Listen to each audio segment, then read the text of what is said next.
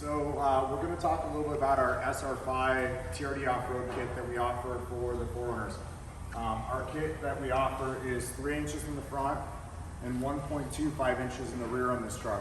We've already gone ahead and taken 3 measurements on this truck to kind of see where it sits right now. When we take the measurements, we're taking the measurement from the center of the axle to the bottom edge of the wheel well. So on this particular truck, it sits at 22 inches to the bottom edge here and the rear. And then on the front here, from the center of the axle to the bottom edge of the wheel well here, it's sitting right at 19.5 inches to the bottom edge of the wheel well here.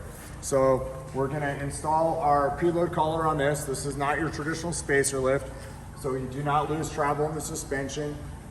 Like I said before, this gets rid of the dipping in the front of the truck, allows you to run a 285 tire on it, and basically really enhances the ride on this truck.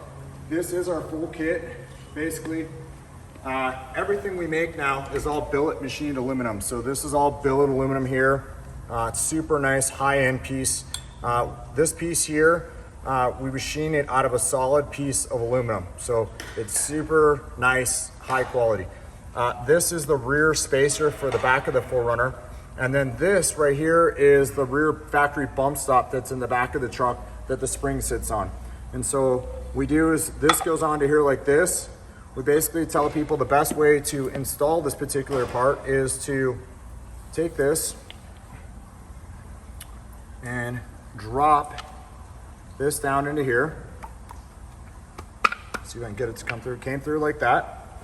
And then to insert this onto the back of here, okay, like that. And now I've got the screw there, and I go ahead and I install just the washer, and then I go back and I put the lock washer on there, and then I go back and I put the nut on, and then I would go ahead and just tighten this down here.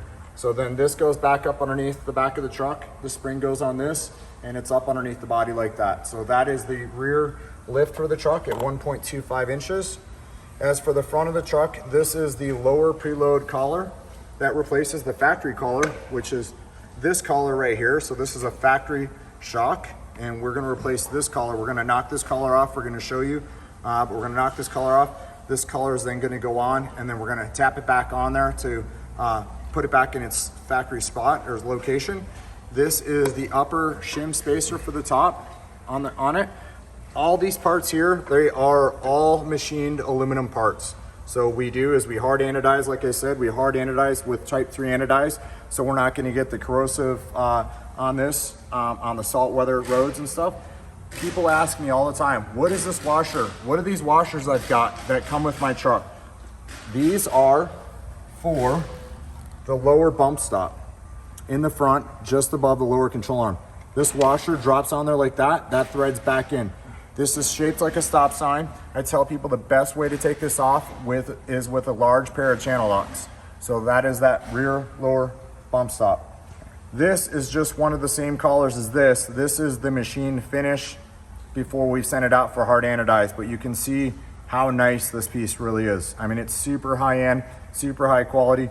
I mean, there's absolutely no comparison between this collar and that collar that comes on the truck. So if people say, how strong is it? It's way stronger than what came on the truck. It's super high end. So this is the collar. What we're gonna do is we're gonna walk over to the bench here, and Johnny is going to show us how we heat this with a acetylene torch to pop off the top on here.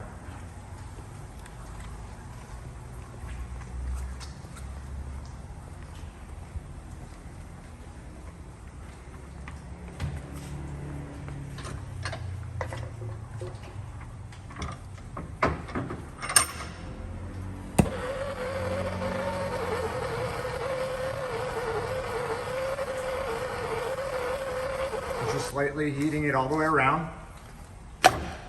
Pops right off the top there. That is so the collar, this collar here will clear the boot sliding off with the boot removed. And then when we slide the new collar back on, we can slide the collar on, we can tap it on with the hammer. You want to mark where it lines up with. So it lines up, so the bottom bolt, when it's put back into the shock, that everything lines up and the spring is in the same location.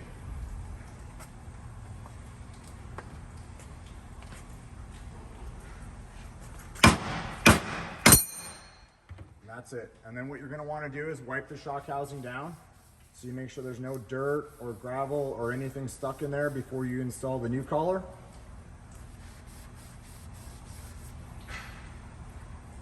We've already slid the collar over on this other shock so you can see the difference. You can see how it slides over. And you just hit it back in until it locks into place. That's what you need to see. So you can see how far it slides down and over the top of the groove there. And that's what you're gonna look for, just like that, when it's installed. We'll go ahead and we're gonna get this kit installed in this vehicle.